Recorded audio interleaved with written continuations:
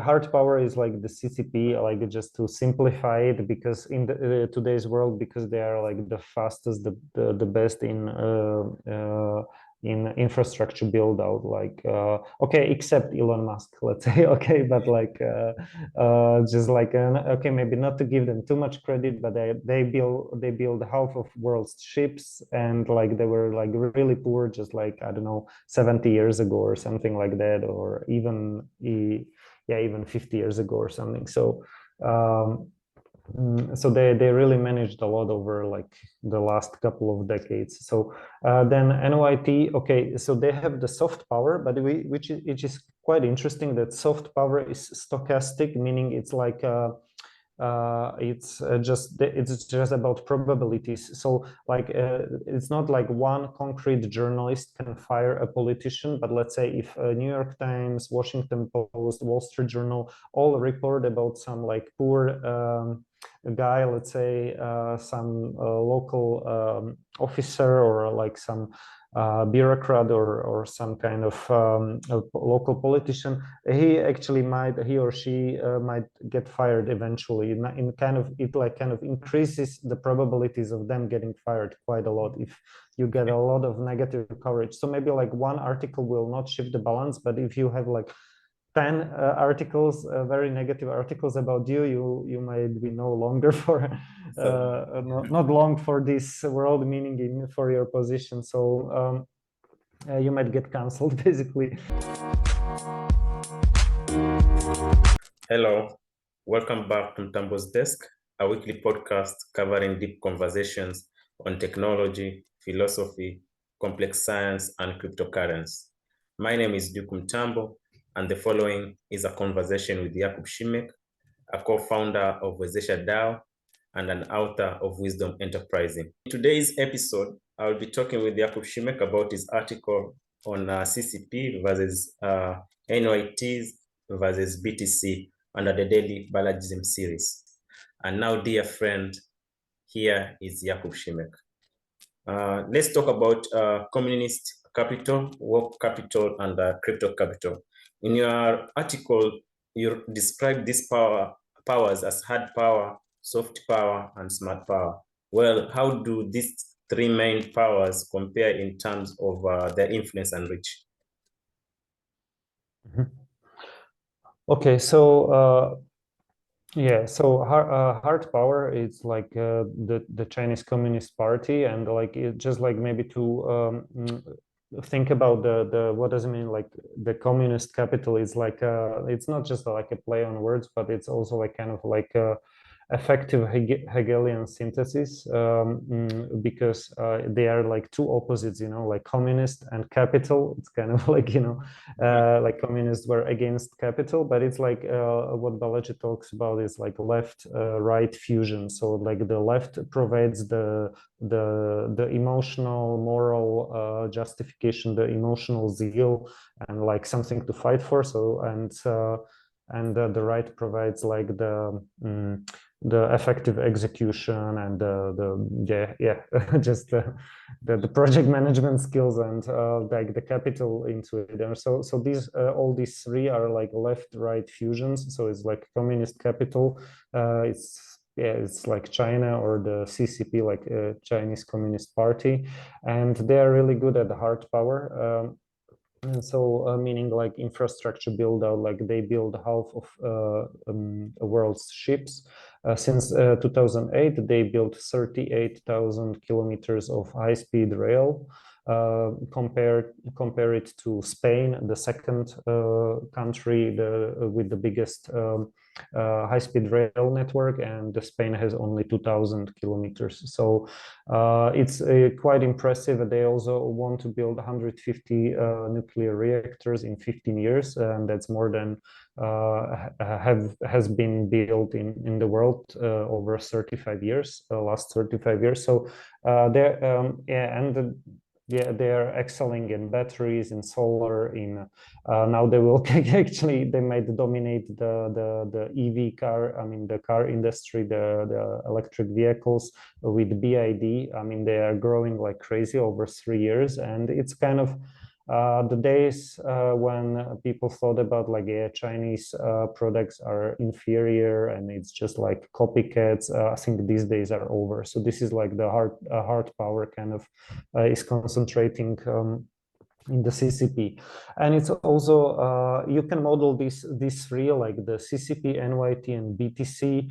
You can kind of think about them as AI versus social networks, like AI, social, and crypto, or AI, social, and Web3.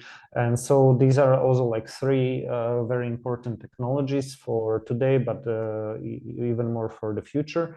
And you can see how, let's say, China is quite against crypto, and it's also like it banned Facebook and other Western social networks. So it's, I mean, they have their own quite advanced social networks like WeChat.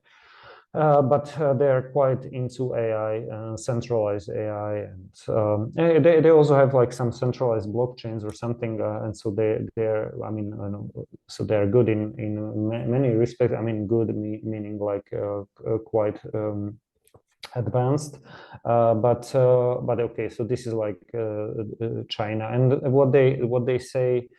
It's basically, we are powerful, you must submit because we are powerful, you know. So so this is the CCP triangle of the three power attractors of today, what Balaji talks about. Yeah, so you must submit because we are powerful. And so the NYT, or the woke kind of old establishment, they say you must submit because you are powerful. So because, let's say, you are white, male, coming from a rich country, or coming from a city, or coming from I don't know, or you are like able-bodied or something like that. You always find some kind of dimension on which you are kind of like yeah, on which you could be like advantaged over others. Sorry. Okay. Sorry, and just to maybe finish with the BTC. So, and BTC says you must be sovereign and you must hold your head down. So yeah, sorry, head up. So you must be sovereign. So that's the BTC part of the triangle. But maximalism in all three kind of corners of this triangle, all these three attractors can be like dangerous or toxic, you know. So yeah, I mean, it could lead to authoritarianism or kind of chaos, or to kind of like just like loss, economic loss of and also kind of like a Mad Max scenario. Let's say if you are going too much into this crypto anarchy or libertarianism taken too far. So what do you want is some kind of pragmatic center and or re-centralized center, as Balaji talks about it. Talking about say China being hard power, how has China been able to rapidly build up its infrastructure and become a dominant force in the physical world? And what implication does this have for other countries?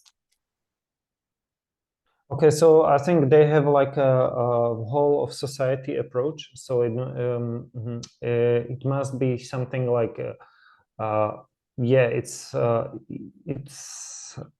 I guess it's also work ethic, you know, like they have these like 996. It's just, I don't know if it went through, but it was like some idea and people criticize it, but it's like working from 9 to 9, 6 days a week, so it's like 996. You know? But even like them contemplating about it, it's yeah, I mean, it's, you see, it's a different world, but the whole of society approach means that they must like cooperate and coordinate like various agencies, various private sector bodies in a way that allows them to, let's say, build infrastructure like subway stations, like maybe 1,000 times faster than, let's say, in the US or something. So they use like Advanced, I mean, they use like, I don't know, a prefab kind of modular kind of components, and like then they snap it together on as just on site, you know, and they are able to build buildings and subway stations like much faster than in some Western countries. Which is, okay, there is also criticism of China that they are actually, I don't know, they might be using like slave labor or something like that, you know.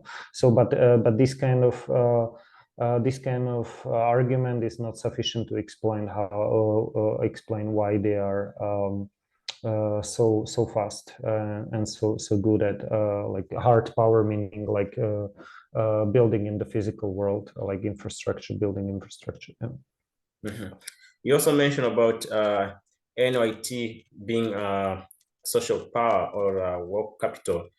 Well, how has the New York Times maintained its status as a center of soft power, and what role does it play in shaping global discourse? I mean, yeah, I mean, so it's like they're like prestigious among the traditional media, and they're quite like, so they're upstream of politicians in a way that Balaji talks about it gives this example that journalists can actually fire politicians, but politicians can't fire journalists. So like journalists are upstream of politicians, and and the New York Times is it's like the most prestigious media currently, and their influence grew because of because of many small media kind of collapsed after the internet, but they kind of got into these like just like getting into this clickbait by, let's say, using more and more woke words, like, so once the revenue of traditional media collapsed, they started to kind of spice up their content with woke words, just like to drive advertising. And also, like when they switched to subscription models, they had to kind of pick sides. So like the neutral journalism of it's like the view of out of nowhere. So it's like was replaced by the previous version of journalism, which is called like yellow journalism, but it means like tabloid, or kind of like tabloid style of journalism, where you just present like very biased stories as truth. So, and so yeah, I mean, they're quoted on a stock exchange. They're media which it's owned by, yeah, like Ox Salzburger family for like 6 generations. And I don't know, I mean, I guess they're also doing something right when they're still so much prestigious, but like and I mean, they managed to hold on to their prestige, but I think it's like deteriorating quite quickly. Like for example, there is this book by Ashley Rinsberg called The Grey Lady Winked, and it's detailing the missteps and kind of misreporting of New York Times over like the last 100 years. Like many actually examples of like grave errors, like they thought that actually Poland attacked Germany, and they reported on it like back into in the beginning of the Second World War. They actually were reporting wrongly, like they basically denied the Ukrainian genocide back the Stalin's genocide, because there was like one journalist who was like very pro-communist, and he actually got Pulitzer for his misreporting and for denying genocide. And the New York Times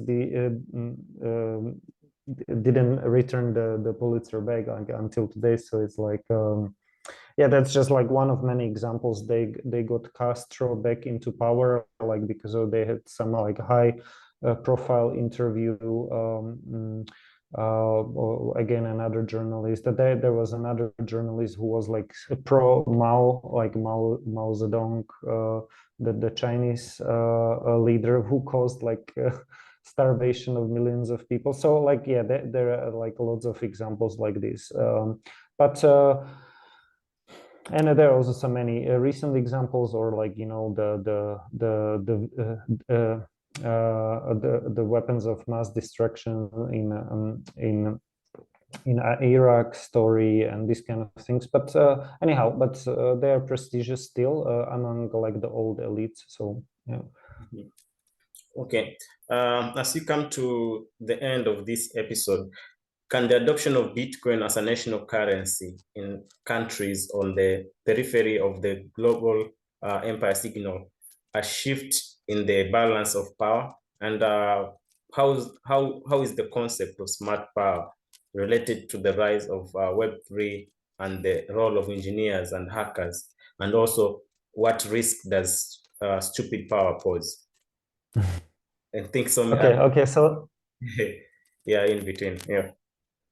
yeah. Okay. So I'll try to wrap it up and be quicker than before. So yeah, I mean, okay. So like hard power is like the CCP, like just to simplify it, because in the today's world, because they are like the fastest, the best in infrastructure build out, like okay, except Elon Musk, let's say. Okay, but like just like okay, maybe not to give them too much credit, but they build half of world's ships, and like they were like really poor just like, I don't know, 70 years ago or something like that, or even yeah, even 50 years ago or something. So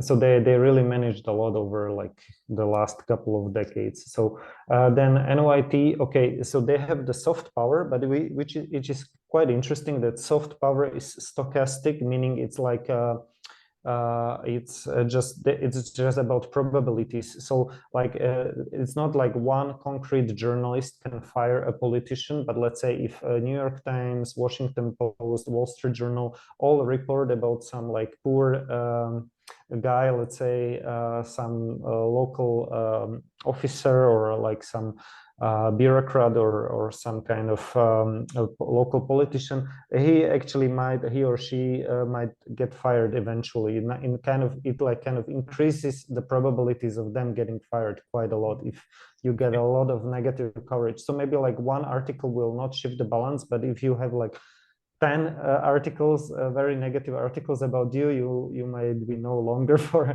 not long for this world, meaning for your position. So you might get cancelled basically. Yeah, so, and hard power is deterministic, so soft power is stochastic, and hard power is deterministic, meaning like somebody gives an order and the order is fulfilled, let's say by a robot, you know. Let's say you program a drone to do something, and the drone does it. So that's like deterministic hard power, just following orders, and like, let's say, building something or shooting something, or stuff like that. And then you have like a smart power. Balaji in his book The Network State talks about like the money power. And so that's like the smart power, like it's basically like the new elites or the counter elites. And let's say the programmers, or the STEM educated, or the engineers. And it's kind of like they were early into crypto, and something like what the engineers are doing over weekends, the mainstream will do like in 10 years, so during the work week. So it's like something like okay. And so smart power, why it's like BTC. Yeah, I mean, it's also kind of like building a new frontier, and it's like kind of more like win-win, and it involves money. So yeah, I mean, I could go more into detail, like the Balaji has this like smart versus stupid versus good versus evil, like kind of distinction. So like evil and good are zero sum, because like good is like you are kind of you are you are helping others, and instead of helping yourself or something like that, you know. And then the evil is like you are harming others for the benefit of yourself. So it's like zero sum, meaning like somebody loses and somebody wins. So it's like good and evil. And then smart is like win-win. It's like positive sum. So you are helping others and also benefiting yourself. And stupid is like you are harming others and also harming yourself. So that's kind of like just like, I don't know if Taleb or Balaji or someone came up with it, but Balaji mentions it on one podcast with Robert Breedlove. I think that's like what the Bitcoin did, if I'm correct, podcast. Or maybe some, so yeah, I don't know, I'm mixing two podcasts, but anyhow, so like, so smart power. And okay, so, and if just like, if it's like engineers or like hackers, developers or something, you want to attract them into your country. So therefore I think you want to be pro crypto. Let's say like Portugal is pro crypto, El Salvador is pro crypto, Singapore, Dubai. And why do you want to attract them? And it's because like these engineers or hackers or something, they're upstream of drones. So as we said, like drones are like hard power, meaning like you just give them orders and they do something. So they are kind of scarier than humans in this way, because they're just like, they don't have consciousness, or like they don't think twice about what they are supposed to do.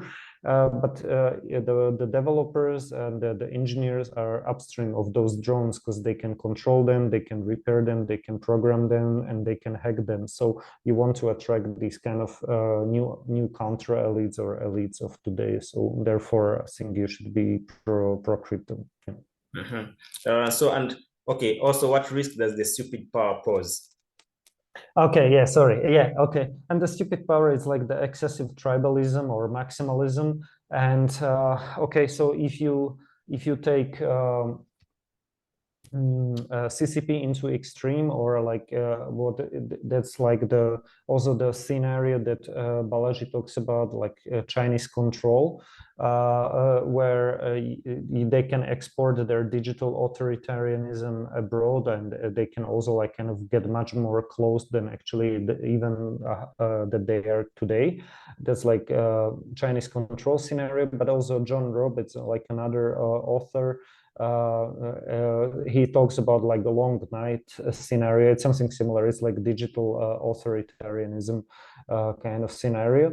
That's like the maximalism in this CCP kind of power attractor corner. And the maximalism in like the woke corner, I think it leads to something that actually I called like nuclear Holocaust times. It's like NYT, but and actually that's what we seen last year on Twitter, where people were like cheering up,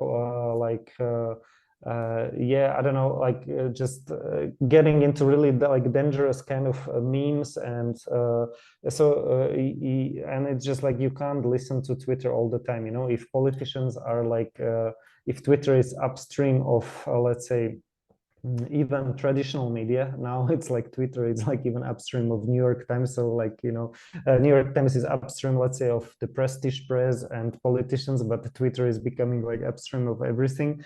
And you just can't have like woke mobs going into like stupid extremes, you know. Like, I mean, you should just be reasonable, like understand that actually yeah, I mean, you have to at the end of the day you just have to kind of find some way out of conflict, not involving like, I don't know, yeah, just like not to get into nuclear conflict.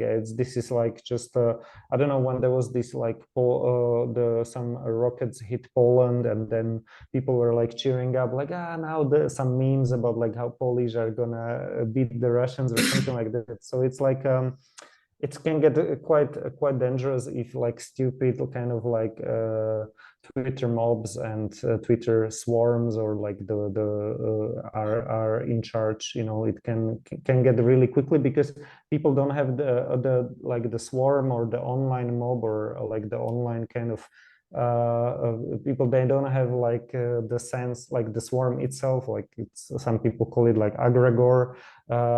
It's kind of like a phenomenon that doesn't have like the sense of mortality or something. It's just like, it's like a meme plex, like just driving people quite far into maximalism. So that's one corner. And okay, the last corner, so the long night is like the CCP bet maximalist scenario, or the Chinese control, as Balaji talks it. I call it the woke maximalism scenario is like nuclear holocaust time. Is like YOLO, everything is you live only once. Attitude that can get us all, the whole humanity cancelled. That's how I call it. And in the times of nuclear, I don't know, nuclear tensions. And the last one is the Mad Max kind of scenario of anarcho capitalism, or I mean, sorry, crypto anarchy and Bitcoin maximalism. Is like the Mad Max world, where it's like chaos, but you have your crypto, which it's better than just pure chaos, but it's not the world where I guess most people want to live, because I mean, you need societal trust, and you need also division of labor, and so you just can't produce everything just for yourself and just like be totally sovereign of others. That's also what Balaji talks about. Jakub Simek, thank you once again for your time at Mtambo's desk. Thank you, Duke. Take care. It was a pleasure. Well, that brings us to the end of this episode. If you enjoyed listening to Mtambo's desk, please subscribe, give this episode a thumbs up, and be sure to come back next week for another episode. Until then, this is Duke Mtambo, and don't forget to do good always.